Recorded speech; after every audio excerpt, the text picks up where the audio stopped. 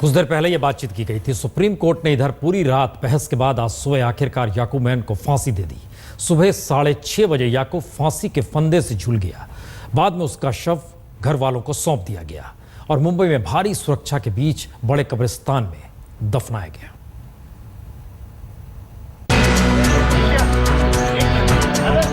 देश की सबसे बड़ी अदालत में रात भर की बहस भी याकूब मेमन के लिए सुबह जिंदगी का उजाला लेकर न आ सकी।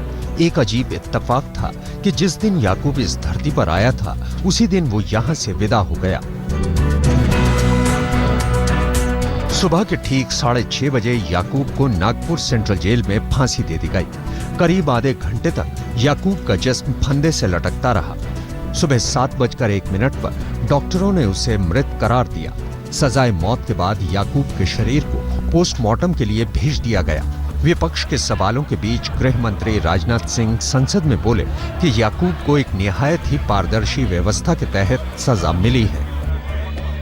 शायद विश्व के इतिहास में किसी भी दुनिया के देश में ऐसा नहीं हुआ होगा कि रात को 2:30 बजे भी उस देश की सबसे बड़ी न्यायपालिका सुप्रीम कोर्ट किसी की मर्सी पिटीशन की हेयरिंग करने के लिए बैठी हुई हो। मैं समझता हूं कि इससे अधिक ट्रांसपेरेंट प्रोसेस, ट्रांसपेरेंट सिस्टम और कोई दूसरा नहीं हो सकता है। जेल में रात भर बेचैन रहने वाले याकूब को सुबह 5 बजे ये बताया गया कि उसकी जिंदगी के आखिरी 1.5 घंटे बाकी हैं। नहाने के बाद याकूब ने नए कपड़े पहने और नमाज अता की। फिर उसे फांसी यार्ड की ओर ले जाया गया, जहां पहले से DIG, jail superintendent, chief medical officer, एक मजिस्ट्रेट और 2 कांस्टेबल मौजूद थे। मौत के बाद याकूब के शव को एयर एम्बुलेंस के जरिए मुंबई ले जाया गया। माहिम में कड़ी सुरक्षा घेरे के बीच उसका जिस्म घर के पास ही नमाज जनाजा पढ़ी गई। यहीं से आखिरी सफर शुरू हुआ। आखिरकार बड़ा कब्रिस्तान में भारी सुरक्षा घेरे के बीच याकूब को दफना दिया गया।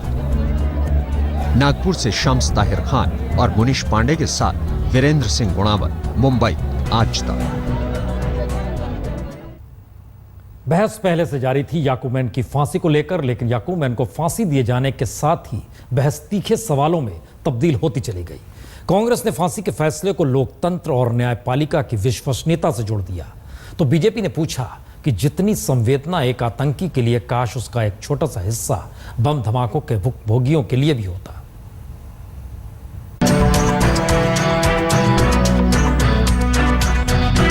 जन्मदिन की सुबह जैसे ही याकूब मेमन को मौत नसीब हुई, सियासत ने नई सांस ली।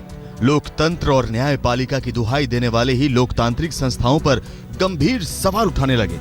दिग्विजय सिंह ने ट्वीट किया, याकूब को फांसी देने में जरूरत से ज्यादा जल्दबाजी और प्रतिबद्धता दिखलाई गई है। मुझे शक है जिस तरह से आतंक के दूसरे मामलों का निपटारा किया जा रहा है, सरकार और न्यायपालिका की साख पर सवाल उठ रहे हैं। शशि थरूर दिग्विजय सिंह से 2 कदम आगे थे। उन्होंने याकूब की फांसी को राज्य प्रायोजित हत्या कह दिया। दुख हुआ कि हमारी सरकार ने एक इंसान को फांसी दे दी। राज्य प्रायोजित हत्याओं से हम भी हत्यारे हो जाते हैं। बहरहाल, जब इस ट्वीट पर गंभीर सवाल उठे, तब अपने कहे का असली अर्थ समझाने आ गए। मैं सारे फांसी की सजा गलत है मेरे ख्याल में, और सारे एविडेंस जो है ये दिखाते हैं कि ऐसा नहीं होना चाहिए। हमारे सोसाइटी, हमारे स्टेट बदला नहीं लेना चाहिए। ये नहीं है स्टेट की ड्यूटी। हमारी ड्यूटी ये है कि सोसाइटी को सुरक्षित रखे।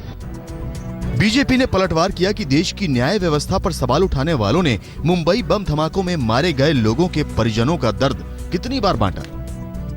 देश की सुरक्षा जैसा गंभीर विषय भी कांग्रेस पार्टी के लिए प्राथमिकता का विषय नहीं है।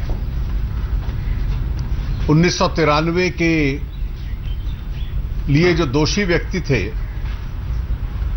उनको जो सजा मिली, उस सजा को लेकर भी उनके नेता अलग अलग स्वर में बोल रहे हैं। उनके नेताओं के स्वर अगर उस घटना के संबंध में भी राजनीति से प्रेरित हैं, तो ये इस देश का दुर्भाग्य अपने आप में जताता है। लेकिन बात कांग्रेस तक सीमित नहीं थी। ज्यादातर आवाजें देश की सबसे बड़ी अदालत के फैसले के साथ सुनाई पड़ी, जिन्होंने ऐतराज जताया उन्होंने पिछली तमाम सजाए मौत को तत्कालीन सरकार के दबाव से आजाद बताया था, लेकिन इस बार सियासत करने वाले बाज नहीं आए, जबकि याकूब को टाडा कोर्ट से लेकर सुप्रीम कोर्ट तक गुनहगार साबित करती रही, बार बार सजाए मौत दी जाती रही। रीमा पाराशर और कुमार विक्रांत सिंह के साथ बालकृष्ण, दिल्ली आज तक।